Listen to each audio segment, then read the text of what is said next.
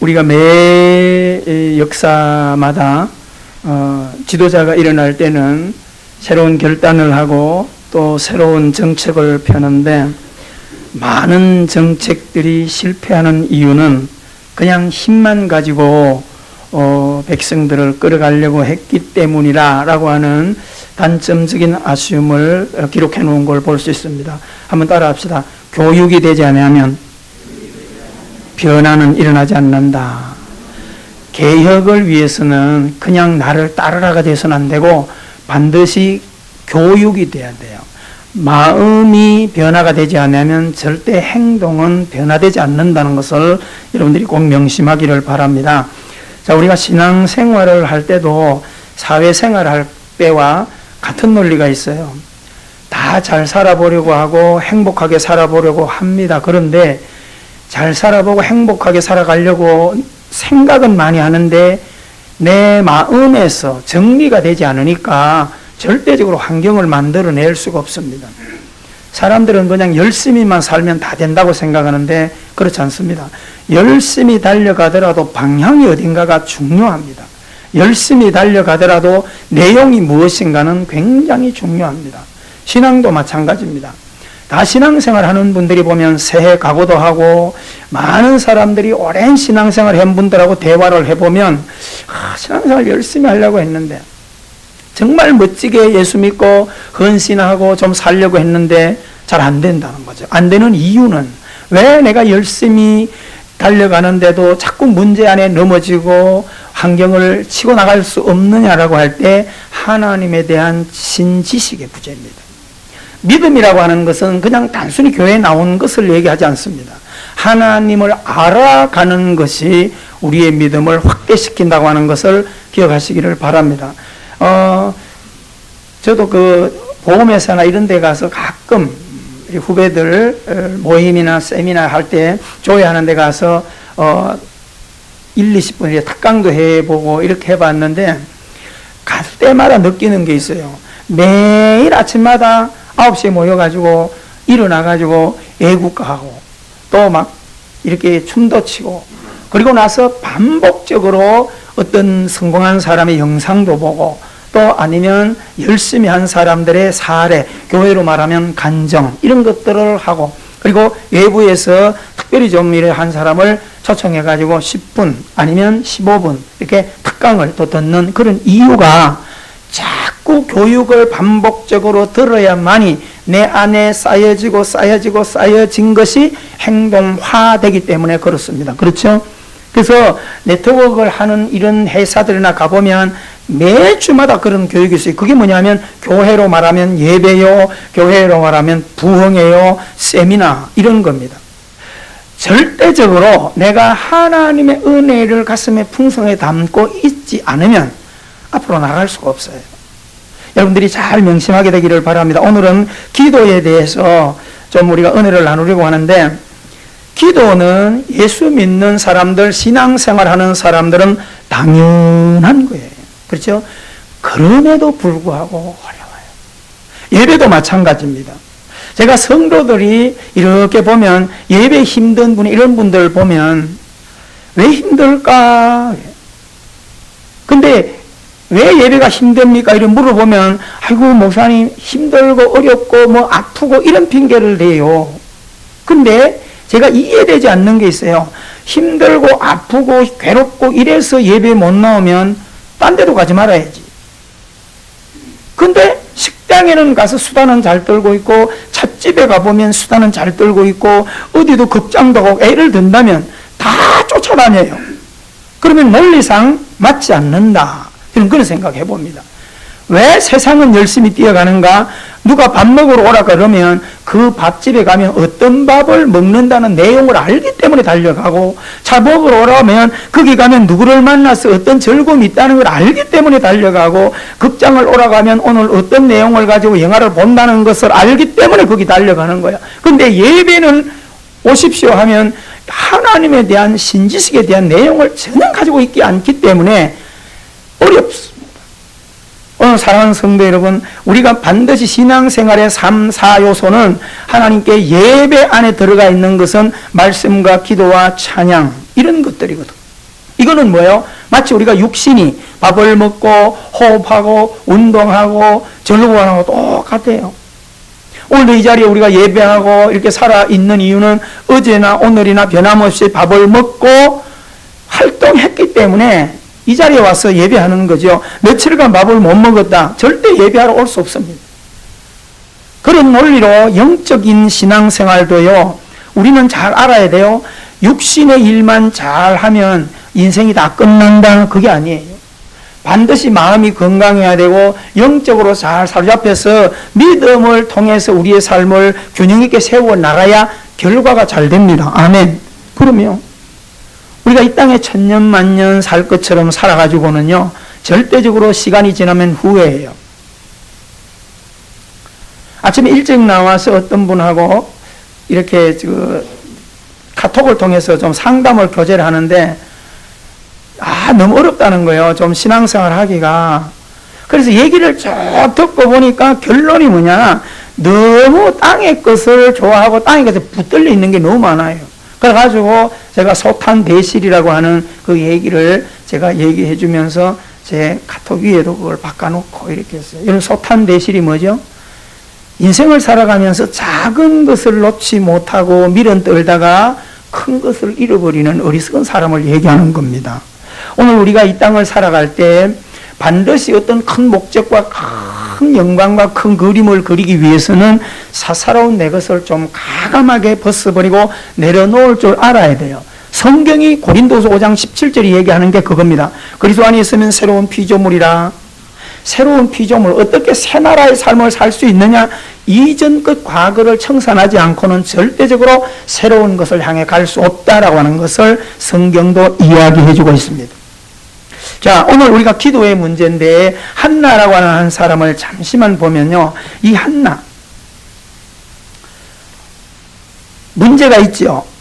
1장에 쭉 1절부터 읽어보면 엘가나 집안에 두 아내가 있어요. 번님나와 한나라고 하는 두 사람이 시집으로 와서 있는데, 한나가 더 형님 부인이에요. 한마디로 말해 조강지체예요. 근데 한나는 아기를 낳지 못해요.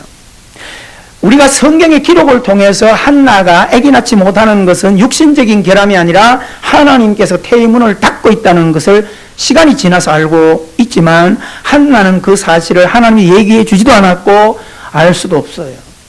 근데 번님나는 둘째는 아기를 척척 낳았습니다. 시간이 지나니까 조강지체를 둘째 첩이 무시하기 시작하는 거예요. 왜? 아기가 없으니까.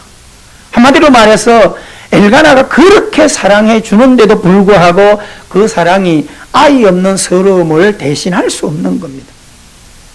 자, 이렇게 지낼 때에 한나가, 이 집이 지금 믿음의 집안이란 말이에요. 우리가 이런 이름이 들어간 사람들은 보통 집안들이 아니에요. 그래서 오늘로 우리가 이 한국에도 신앙인들의 자녀 부모님들이 아이 이름을 지을 때 뭐 한나니 에스더니 이런 이름을 지은 아이들은 그 부모님들이 아름다운 신앙을 가지고 있다는 증거거든요.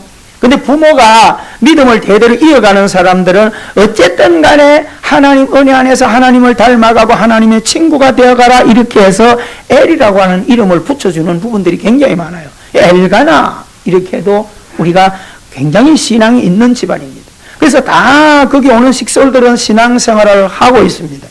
자, 신앙생활을 하고 있는데 현실적으로 아기가 없고 현실적으로 핍박과 고난이 막 들어와요. 이렇게 되면 오늘 우리 현실의 삶에 적용해보면 어디로 가야 돼요? 성질로 가야 되죠. 같이 맞상대하고 같이 머리 쥐뜯고 같이 입으로 싸우고 이렇게 가야 돼요. 근데 한나는 번님나가 계속 열받게 할 때 한나는 어디로 가죠? 함께 맞상대하거나 그렇게 하지 않고 하나님의 집으로 올라갑니다. 이걸 우리가 좀 배우셔야 돼요. 왜라고 하는 것을 계속 그걸 쥐고놓고 인생을 살아가야 돼요. 많은 성경의 사람들이 핍박과 고난과 문제와 환난과 질병과 죽음이 앞설 때 왜 하나님 앞으로 나아갔는가라고 하는 것을 우리가 기억하셔야 돼요. 하나님께 기도하러 가고 하나님께 예배하러 가고 다 그런 이유를 가지고 나갑니다. 그런데 그것만 가지고 그렇게 열심히 그렇게 긴 시간을 나아갈 수 없어요. 오늘 우리가 성경 1장에 사무엘상 1장에 보면 한나가 하나님의 집에 올라가서 기도를 하는데 잠시 주님 하나님 내가 이렇게 너무 힘듭니다. 이 정도 끝나지 않아요. 얼마나 집착적으로 하나님을 붙드냐 하면 엘리 제사장이 교회 와서 이렇게 보니까 한 여인이 열심히 기도하고 있는데 마치 뭘 먹고 와서 엎드려 있는 것 같아요. 술을 먹고 술에 취하여 술 취정하는 사람처럼 기도에 더 취해서 기도에 심취해서 엎드려 있는 한나를 우리는 볼 수 있습니다. 어떻게 한나가 일개 여성으로서 이렇게 하나님의 집에 와서 열정과 열심을 가지고 하나님을 끝까지 붙들 수 있느냐? 왜? 라고 하는 이유를 2장에서 잘 펼쳐주고 있어요. 여러분, 아이 하나 달라고 기도했는데 하나님께서 결국은 뭐요? 하나님의 뜻에 부합한 한나의 기도를 어떤 면에서 하나님이 기도하라고 시킨 거죠. 우리는 시간이 지나서 한나가 왜 아기를 못 낳는가 할 때 하나님께서 사사시대를 지나갈 때 왕이 없고 선지자가 없고 제사장이 없이 다 타락하여 넘어진 그 시대에 하나님이 탄식하시면서 눈물을 흘리시는 장면을 보면서 이 땅에 누군가를 통하여 왕과 제사장과 선지자의 역할을 대신할 장차올 예수 그리스도의 대리자의 인물의 사역을 감당할 한 아들을 이 땅에 보내시고자 하나님께서 의도적으로 한나의 태를 닫으시고 이때 그냥 태를 닫아 놓으시면 원망하고 불평할 텐데 하나님은 한나가 무엇을 가지고 있다는 걸 아셨을까요? 하나님에 대한 신지식을 알고 있다는 사실을 아시고 닫는 거예요. 만약에 하나님에 대한 믿음에 정립되지 않은 사람에게 고난과 문제를 줘버리면 세상으로 가겠죠. 세상 방법으로 해결할 거란 말이죠. 그런데 한나가 어떤 신앙임을 하나님은 알고 계세요. 그러니까 태의 문을 닫았으니까 번민나를 통하여 핍박이 들어오니까 맞상대하고 원망하고 불평하지 않고 어디를 찾아오죠? 아버지를 찾아오는 겁니다. 할렐루야. 여러분, 한나가 자식 없는 서러움을 애통으로 담아내면서 시간이 지날 때 하나님께서 사무엘을 주시고 앞에서 7 자식을 선물로 주는 겁니다. 놀랍죠?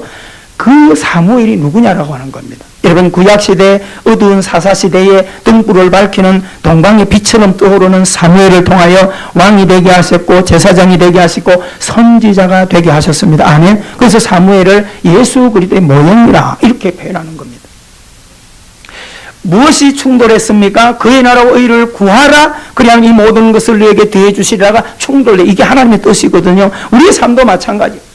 우리의 고난도 우리의 핍박도 우리의 삶도 어떤 것도 하나님 밖에 있는 게 없어요. 다 하나님의 뜻 안에 있는 줄 믿으시기 바랍니다. 아멘. 잘 되든 못 되든 가다가 넘어지든 자빠지든 우리는 어떻게 해요? 하나님 앞에 엎드려서 한나처럼 하나님의 뜻을 묻고 나갈 때 우리는 하나님이 계획하신 방향을 발견하게 될 것이고 하나님께서 내게 허락하신 음성을 듣게 될 것입니다. 할렐루야. 그러면 그래서 제가 자꾸 냉장고에 써놓고 쳐다보고 하라고 한 말이 뭐야? 딱 합시다. 나의 고난에 주님의 뜻이 있다. 할렐루야.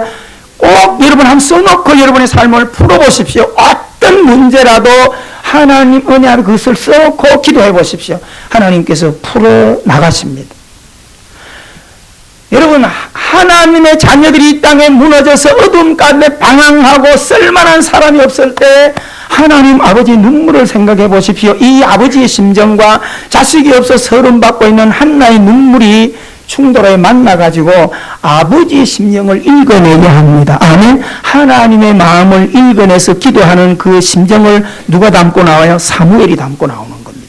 그래서 여러분, 이 땅에서 다시 한번 멋진 하나님의 역사를 펼쳐가는 사무엘을 우리가 눈여겨보셔야 돼요. 아멘. 그래서 한나가 기도하여 이르되 2절을 여러분이 시간 있을 때 꼼꼼히 밑줄을 쳐서 한번 읽어보십시오. 이런 하나님에 대한 신지식을 담고 있기 때문에 기뻐도 하나님께 영광을 돌리고 절망과 고난과 시련이 닥쳐와도 좌절하지 않고 하나님 앞으로 나아갔던 한나를 우리가 읽어내셔야 할 줄 믿습니다. 할렐루야.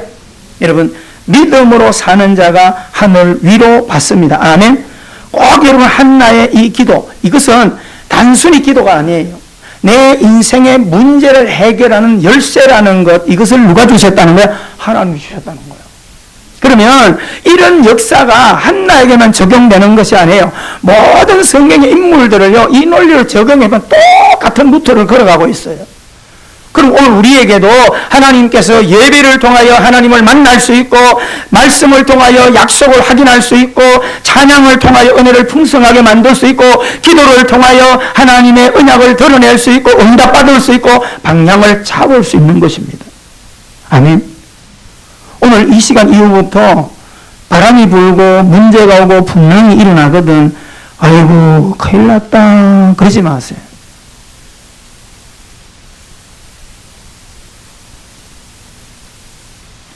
가끔 차에 아침에 일어나면 명함해가지고요, 이상한 거 하나 넣어놓고요, 무엇에 쓰는 물건인고 이래가지고 열어보면 못된 물건이라고 버리고 하는데, 무엇에 쓰는 물건인고. 여러분, 인생을 살아가면서 우리가 하나님을 믿고 살아가면서도 내 앞에 오는 시련과 문제 앞에 당황하지 않을 사람은 하나도 없어요. 육을 입고 있는 우리들은요, 언제든지 문제 앞에 쫄게 돼 있고요, 풍랑 앞에 두려워할 수밖에 없어요. 그런데 그 두려움은 왜 내게 줬냐?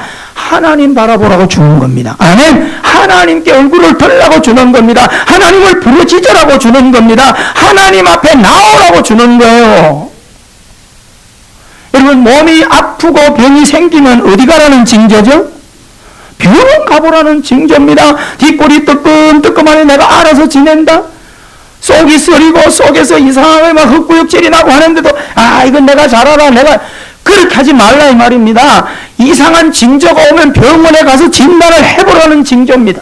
여러분, 우리가 전체 인생의 그림에 문제가 있고 근심과 염려가 있을 때는 이불 자리 뒤집어 쓰고 집에 누워있으란 뜻이 아니에요. 그래서 인사하십시다. 아랫목에 뒹굴라고 걱정 준 거 아니다. 이러라고 준 거 아니에요. 따라합시다. 그를 주여로 바꾸자. 그거요. 그거 못해요? 아이고, 이할 바에 주여 이러지.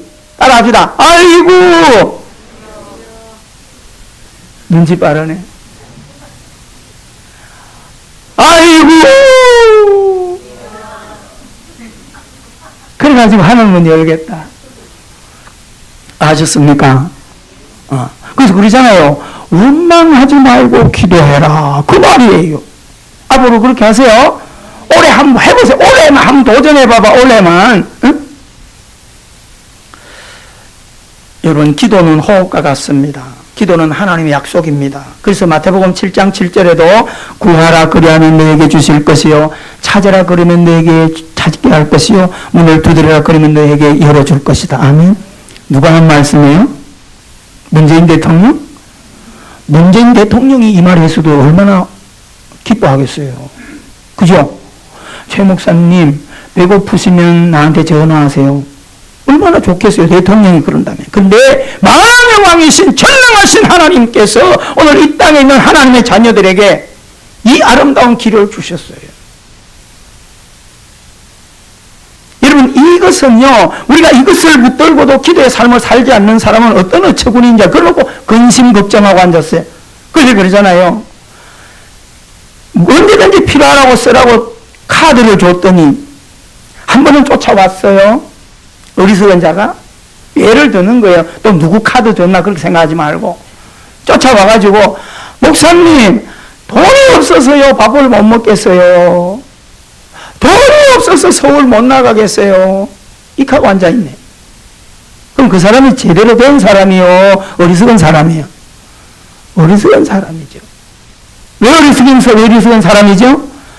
카드를 줬는데도 못 쓰는 거예요. 그분이 뭐에 대해서 뭘 모르는 거죠? 카드에 대한 카드 지식을 모르니까 못 쓰는 거죠. 사랑하는 성도 여러분, 하나님께서 문제를 열어가는 열쇠 기도를 마태복음 7장을 주셨다면, 7장 7절을 주셨다면 한번 써먹어 보라 이 말입니다. 아멘. 구체적으로 한번 해봐요. 여러분, 하나님이 머리털 하나 빠지는 것도 간섭하신다는데, 고민되는 거 기도하고 누가 기침 난다고 기도했더니 옆에 있는 열심 있는 사람이 하나님 앞에 제발 그런 거 좀 기도하지 마라. 하나님이 얼마나 바쁜데 그래 기침 나는 것까지 기도. 하나님은 몰라도 너무 놀라는 분이에요. 그런 사람이 권사 목사라 할지라도요. 여러분, 하나님은 우리에게 머리털 하나 빠지는 것까지도 내가 뭐 간섭하고 기도하게 한다 이 말입니다. 아멘. 작은 것 하나라도 구체적으로 기도해 보세요. 뭐가 어떤 거요? 하나님에 대한 신지식이 부족한 탓입니다. 여러분, 구하는 이마다 받을 것이요 찾는 이가 찾아낼 것이요 두드리는 이에게 열리게 하시다. 아멘. 여러분, 새해 이런 일이 있기를 주 이름으로 축원합니다. 시편 50편 15절에서 뭐라고 말합니까? 따라합시다. 환난 날에, 고난의 날에, 두려움의 날에, 문제 앞에서, 풍랑 앞에서, 질병 앞에서, 불안 앞에서 내게 부르짖어라. 믿었습니까? 내게 부르짖어라. 성경은요, 부르짖으라는 단어를 쓰고 있어요. 목소리를 높여서 외치라 이 말입니다. 할렐루야! 여러분, 내 안에 어둠이, 내 안에 적이 있는데 비켜 이래가지고 되겠어요? 불이 나도 피어 이렇게 해야 되고, 강도가 와도 강도요 이렇게 해야 되고, 강도가 와서 두려우니까 하나님께 기도하는 걸 쭉 이렇게 강도가 오면 죽여 그리고 도망가 버렸어요. 실제 간정이잖아요. 여러분, 목소리를 크게 하셔야 돼요. 아멘? 그러면 도와달라고 하는 사람이 나 좀 도와주세요. 헬프미 이래가지고 뭐가 되겠어요? 목소리를 높이세요. 입나도가 뭐예요? 하나님께서 부르짖으라. 환난 날에 나를 부르라. 할렐루야. 하나님께서 그렇게 말씀하시잖아요. 내가 너를 건지리니 네가 나를 영화롭게 하리라. 하나님의 약속은 부르면 반드시 응답하겠다는 겁니다. 아멘이십니까? 여러분, 기도의 사람들이 한나처럼 하나님에 대한 지식만 조금만 알면 기도하게 돼 있어요. 자, 에레미야, 우리 다 같이 에레미야 33장을 펴십시다. 에레미야 33장의 이 기도는 우리들이 너무너무 좋아합니다. 1106페이지입니다. 1105페이지, 1106페이지. 자, 우리는 기도의 전화번호 부르면 보통 333 이렇게 하죠. 333. 에레미야 33장 3절. 이것을 가장 대표적인 기도로 붙들고 있어요. 그래서 하나님 나라 전화번호 66국에 3927 그걸 놓고 그 안에 그 하나님께 직통 내선 번호가 333 이렇게 말하죠. 천국 전화번호 몇 번이라고요? 금세 잊어버렸지. 시작. 66국에 3927. 세상 전화번호는 뭐 010, 031 다 있어도 천국 전화번호는 처음부터 끝까지 변하지 않아요. 따라합시다. 66국에 3927. 구약 37, 39건, 신약 27건, 합해서 66건. 그죠? 66국에 3927 거꾸로 그렇게 잊어버리지 말라고. 그 안에 하나님께 직통 내선 번호가 몇 번이라고요? 333. 그게 바로 에레미야 33절이에요. 자, 에레미야 33장 3절을 크게 읽어봅니다. 시작. 너는 내게 부르짖으라. 내가 내게 응답하겠고 내가 알지 못하는 크고 은밀한 일을 내게 보이리라. 아멘.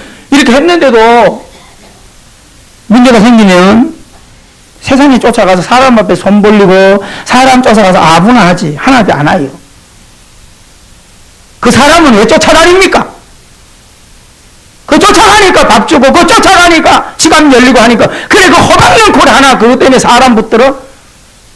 사랑하는 성도 여러분, 사랑관계 잘 하셔야 되지만은 우린 그거 뛰어넘어서 하나님께 나갈 수 있어야 돼. 아멘? 진짜세요. 사람은 가봐야 밥 한 끼밖에 더 주겠어요.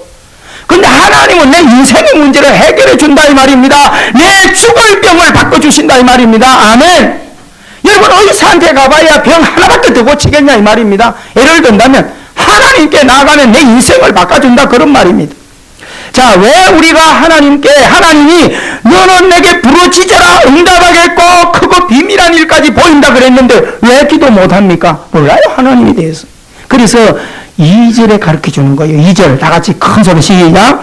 일을 행하시는 여호와, 그것을 만들며 성취하시는 여호와, 그의 이름을 여호와라 하는 이가 이와 같이 이르시도다. 아멘.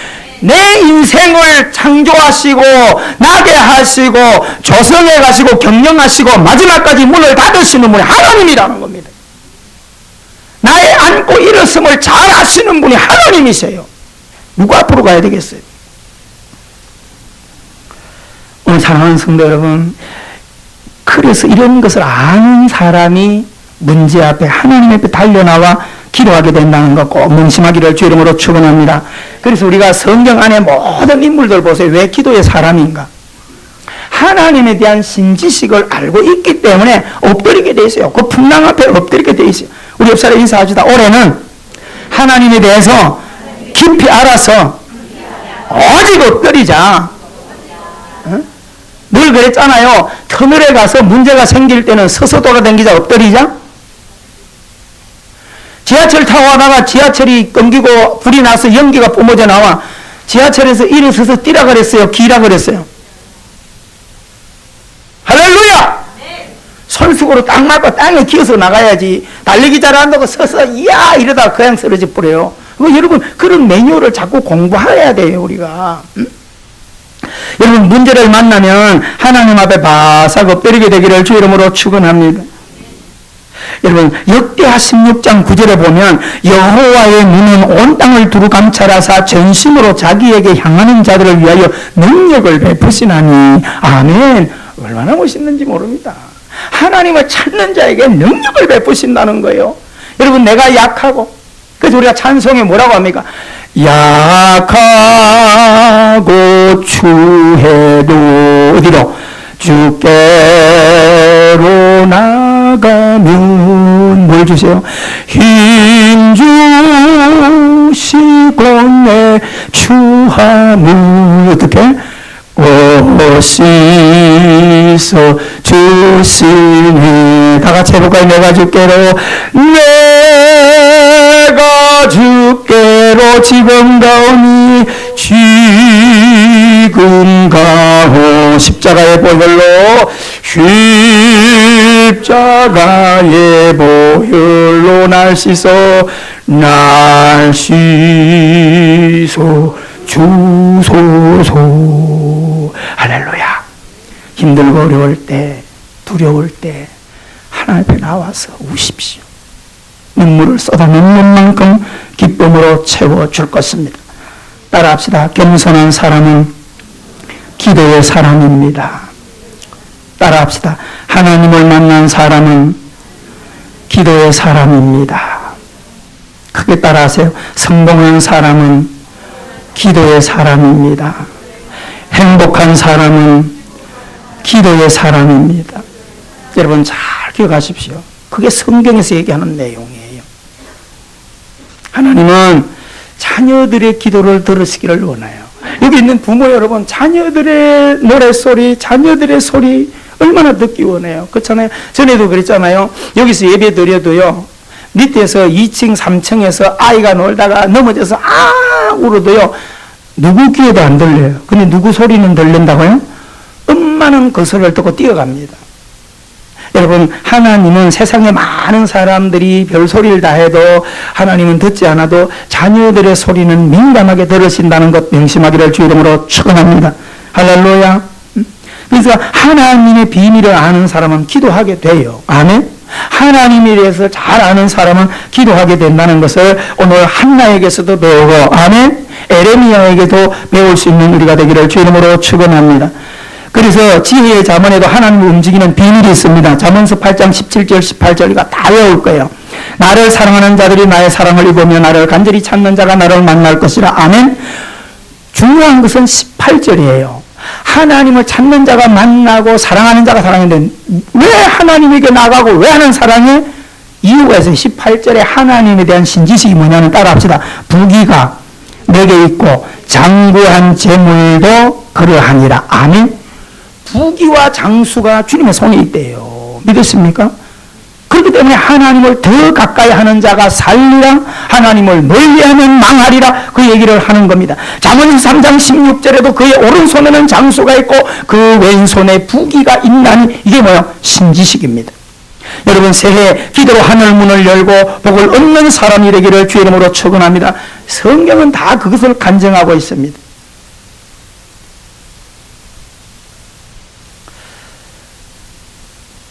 오늘 여러분, 우리가 성경 안에도요, 전부 이야기는 기도의 내용이고요, 기도의 역사고요, 세계 기독교 역사도 마찬가지고 한국 기독교 100년에도요 많은 기도의 간증들이 있어요. 그래서 제가 미국에 있었던 유명한 그 간증 하나, 뭐 수천 개 되는 데서, 그리고 한국 100년 교회사에 교회들마다 중요한 응답이 있었던 것은 이게 다 모아놓은 그런 데서 중요한 것을 하나를 뽑아가지고, 여러분 이미 들은 간증도 있겠습니다만은 여러분 잘 한번 들어보십시오. 국내 간증입니다. 울산 교회에 있는 가난한 여집사님, 가난한 동태장사 여집사님. 이제 남미정 집사님처럼 동태랑, 이게 식당이 아니고 동태를 시장에서 파는 집사님이에요. 추운 겨울에도 골목시장에 앉아서 동태 파는 여집사입니다. 여기 있는 내용 그대로 한자도 안 빼고 읽어주고 마치겠습니다. 6.25 전쟁 직후 울산에서 동태 장사를 하며 신앙생활하는 한 집사님이 있었습니다. 그분은 동태 장사를 하면서도 마음에 간절한 소원이 있었습니다. 하나님, 죽기 전에 반듯한 성전 하나 봉헌하고 천국에 갈 수 있게 해 주소서.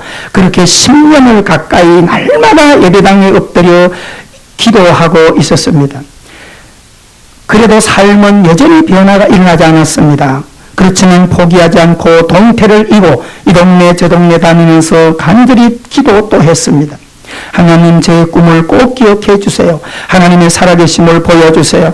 어느 날 한 할머니가 그분을 불렀습니다. 그래서 가보니까 그 할머니가 골통품 상자에서 복주머니 하나를 꺼내 풀면서 말했습니다. 여보게, 이 동전들은 내가 평생 모은 동전 보따리들인데 이 보따리하고 당신 동태 한 상자하고 좀 바꿀 수 없겠나.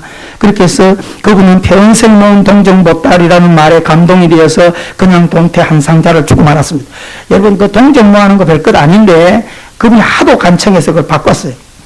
집에 가서 그 복주머니를 풀어보자 동전도 아닌 이상한 것이 하나 들어있었습니다. 너무 이상해서 목사님께 얼른 가져가서 물어보았습니다. 목사님도 보니까 하도 이상해서 이것은 여기서 할 게 아니라 서울 인사동으로 가져가야 되겠다. 이렇게 해서 목사님이 그것을 들고 서울 인사동에 가서 감정을 했습니다. 가게 주인이 눈을 가슴철에 뜨고 그 목사님, 시골에서 울산에서 올라온 그 목사님의 모양새를 이렇게 보고 10만 원을 주니까 팔라고 했습니다. 목사님은 가슴이 덜덜 떨렸습니다. 여러분, 6.25 난 그 뒤에 10만 원 카는 어마어마한 돈 아닙니까? 45년 전, 50년 전 10만 원이면 뭐 엄청난 큰 돈이에요. 여러분, 목사님은 대답했습니다. 눈치가 빨라요. 내 물건이 아니고 감정만 하러 온 것이니까 팔 수 없습니다. 10만 원 딱 부를 때 큰 주는 사람은 지혜가 없는 사람이야. 야, 이거 별거 아닌데 큰 돈을 딱 주려고 그럴 때는 이 털이 뭐가 있다고 딱 이렇게 빼야 돼요. 여러분 잘 기억하시기 바랍니다. 가게 주인이 안 팔려고 딱 돌아서려고 하니까 100만 원 주겠습니다. 그 말을 듣고 목사님은 이게 엄청난 골동품이라는 눈치를 딱 채고 목사님은 안 팝니다 그랬어요. 가게 주인이 나와서 붙들면서 이번에 200만 원 주겠다고 했다. 그런 식으로 계속해서 500만 원까지 올랐습니다. 그런데 목사님이 마지막 한번 믿음으로 자존심을 내세우고 안 팔고 그냥 가겠습니다. 울산서 올라왔습니다. 이렇게 얘기했어요. 그랬더니 골동품 주인도 나도 이번엔 마지막이다. 600만 원 주겠다 그랬어요. 안 되면 그냥 갖고 가세요. 그 말에 얼른 골동품을 주고 600만 원을 받았습니다. 어마어마한 돈입니다. 나중에 알고 보니까 그 골동품은 6.25 때 미군 장교가 가지고 있었던 것인데 그 미군 장교가 전사해서 몸이 다 쓰고 그 골동품만 남은 것을 할머니가 산에 갔다가 주워 놓았던 것인데 목사님은 600만 원을 들고 후들거리는 다리를 진정시키고 울산에 내려왔어요. 그 집사님에게 600만 원을 그대로 보여주고 안겨주었습니다. 여집사님은 600만 원을 끌어안고 눈물을 팡팡 흘렸습니다. 하나님 감사합니다. 정말 살아계심을 보여주셨군요. 그래서 그 집사님은 400만 원을 딱 세가지고 목사님에게 건축원금으로 드렸어요. 어떤 사람처럼 20만 원 로또 복권 맞으면 20억 맞으면 건축원금 3분의 2 하게 걸놓고 로또 복권 됐는데 1000만 원밖에 안 했대요. 현실이에요. 근데 이 집사님은 400만 원을 뜨고 200만 원을 자기에게 남겼습니다. 그리고 200만 원을 들고 집사님은 기도하기 시작했습니다. 하나님, 이 돈으로 무엇을 할까요? 보시죠. 여러분, 믿음의 사람은 이 정도 가야 돼요. 며칠 동안 기도하는데 어느 날 하나님께서 울산 바닷가에 있는 모래 자갈밭을 꿈에 보여주셨습니다. 그 자갈밭은 풀 한 포기도 없고 나무 한 그루도 자라지 않는 곳인데 그저 주어도 안 갖는 땅이었답니다. 기도만 하면 그 자갈밭을 3번씩이나 보여주었대요. 그래서 그 땅이 모두 5,000평인데 평당 300원씩 해가지고 150만 원에 샀어요. 집사님은 그 땅을 가지고 몇 년 동안 또 기도했습니다. 하나님, 저 땅을 어떻게 사용하실 건가요? 어느 날 집사님 집에 자가용한 데가 멈추더니 2명의 신사가 내렸습니다. 그들은 가방을 열더니 서류를 꺼내고 자기 땅을 팔라고 했습니다. 얼마 주겠냐고 물으니 1000만 원을 주겠다고 했습니다. 주여가 막 나오지. 할렐루야 하셔야 돼요.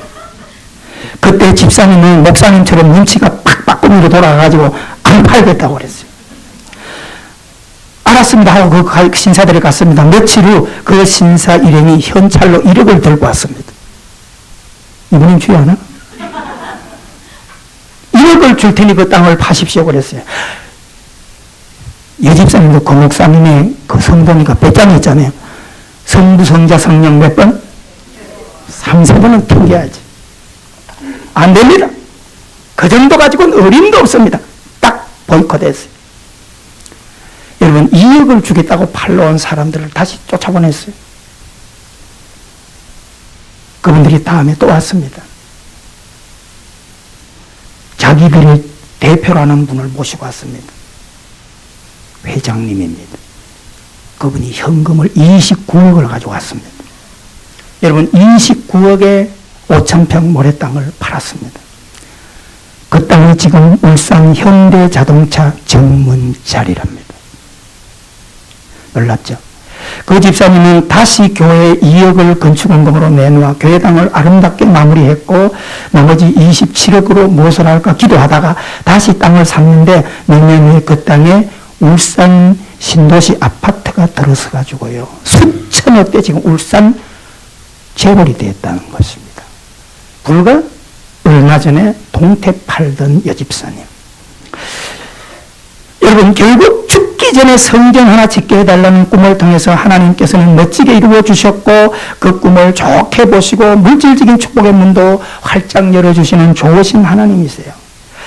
물론 그렇게 거부가 되는 것은 보편적인 사례는 아닙니다. 그러나 우리가 하나님의 영광을 위한 소중한 꿈을 가지고 기도하면 하나님께서는 그 기도를 받으시고 우리의 생각하는 것이나 구하는 것보다 더욱 넘치도록 부어주시고 채워주실 하나님을 믿으시기 바랍니다. 아멘. 합력해서는 기도 안 하는 것보다 기도하는 게 훨씬 낫고, 여러분, 기도를 끝까지 하는 사람에게 하나님은 끝까지 복을 주시고야 만다는 것, 우리는 이게 또 아니에요. 예를 천안의 호두과자 권사님도 마찬가지예요. 그 호두과자 구워 팔면서요, 하나님께 기도한 거예요. 하나님, 평생에 교회 60개 짓고 가게 해주세요. 그대로 70몇 개 짓고, 그죠? 호두과자가 여러분, 그래서 원조가 생겨난 거예요. 얼마든지 많아요. 그러면 기도한다고 다 되냐? 그렇게 여러분 자꾸 매달리지 마시고요. 하나님을 바라보시면서 기도하라 이 말입니다. 아멘? 선한 뜻을 가지고 나가라 그 말입니다. 마지막 하나, 미국 교회의 유명한 간증입니다. 혹시 하나님을 파시나요? 요 간증이에요. 20세기 초에 미국 서부의 작은 도시에 일어난 실화입니다. 부모가 일찍 죽고 삼촌 함께 살면서 삼촌이 병이 들었어요.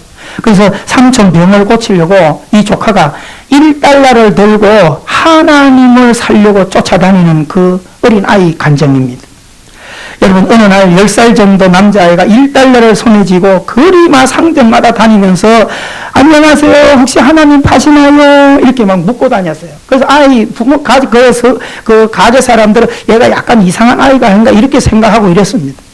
가게 주인들은 안 판다고 말하거나 혹은 아이가 장사를 방해한다고 생각 매몰차게 내쫓기도 했습니다. 해가 점점 어두워지고 있었지만 아이는 끝까지 포기하지 않고 69번째 가게를 들어갔습니다. 안녕하세요, 할아버지. 혹시 하나님 안 파시나요? 가게 주인은 60이 넘은 머리가 하얀 노인이었습니다. 그는 미소를 지으니 아이에게 물었습니다. 얘야, 하나님 사서 뭐 하려고 그러냐? 자신에게 제대로 말을 걸어주는 사람을 처음 본 아이는 감격하여 눈물을 흘렸고 자신의 사연을 노인에게 털어놨습니다. 아이의 부모는 오래전 세상을 떠났고 그리고 삼촌 손에서 돌보며 자랐던데 삼촌이 얼마 전에 건축 현장에서 떨어져 사고를 당해서 현재 혼수 상태에 빠졌다고 했습니다. 그런데 삼촌을 치료하던 의사가 애가 하도 딱하니까 삼촌을 구해줄 방법은 하나님밖에 없다, 이렇게 말하는 것입니다. 아이는 이 말을 하나님이란 말이 정말 신기한 물건으로 생각을 하고요. 순전한 아이는 의사에게 제가 하나님을 사올 테니까, 사와서 우리 삼촌 먹일 테니까 그러면 꼭 나을 거라고 말을 했어요. 아이의 말을 들은 노인은 눈시울이 붉어졌습니다. 돈은 얼마 갖고 있니? 아이는 대답했습니다. 1달러요. 마침 잘 됐구나. 하나님은 딱 1달러거든. 노인은 아이의 돈을 받아 선반에 있던 하나님의 키스라고 하는 음료수를, 그때 미국 하나님의 키스라고 하는 음료수가 있었어요. 그거를 건네줬어요. 그리고 아이에게 여기 있단다 애야, 이 하나님을 마시면 삼촌이 금방 나을 거야 라고 말했습니다. 아이는 기뻐하며 음료수를 품고 선살같이 병원에 갔습니다. 병원에 들어서자마자 아이는 자랑스럽게 소리쳤습니다. 삼촌, 제가 하나님 사왔어요. 이제 곧 나을 거예요.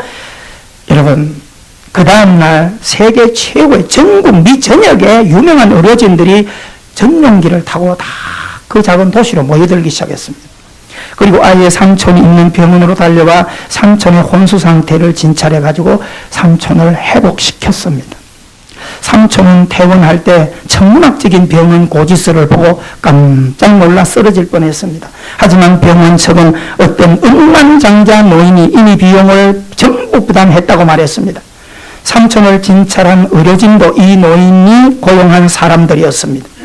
삼촌은 나중에 아이가 마지막으로 들른 가게 주인이 억만장자 할아버지였다는 사실을 알게 됐습니다. 이 노인은 할 일이 없을 때 조그만한 가게에 나와서 적적한 시간을 보내고 했던 것입니다.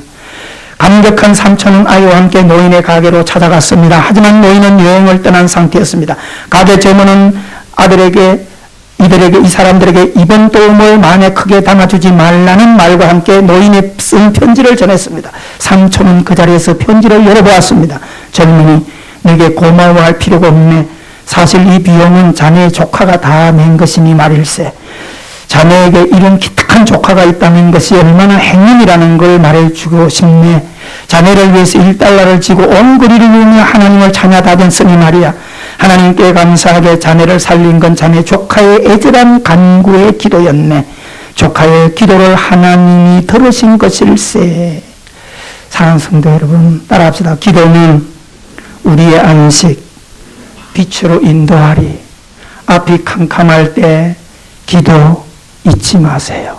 아멘. 기도하십시다. 사랑의 하나님, 2월 첫 주를 보내며 새로운 각오에 도전하는 우리 사랑하는 성도들, 하나님이 너무너무 은혜스러우시고 자비로우시고 목자 되시고 친히 왕이 되시는데 우리는 하나님을 사랑한다는 것이 고작 껍데기 가지고 사랑하고 있습니다. 이제 하나님, 성경의 한나처럼 에레미야처럼 많은 나비 다윗 모세처럼 내용을 담고 하나님을 향하여 예배하고 기도하는 우리들 되게 하여 주시옵시고, 오늘날 현대교회 사회도 많은 감정들이 싸우니 하나님 영광을 돌리게 해주시고, 이제 우리들의 앞날에도 문제마다 엎드려 기도하는 기독군들이 많이 일어나게 하시고 기도의 부흥을 일으키는 주역들이 되게 하여 주시옵시고, 아버지 하나님, 가정과 교회를 위하여 선한 마음을 가지고 기도하는 중보 기도자들이 많아지도록 은혜 입혀 주시옵소서. 예수님 이름으로 기도하옵나이다. 아멘.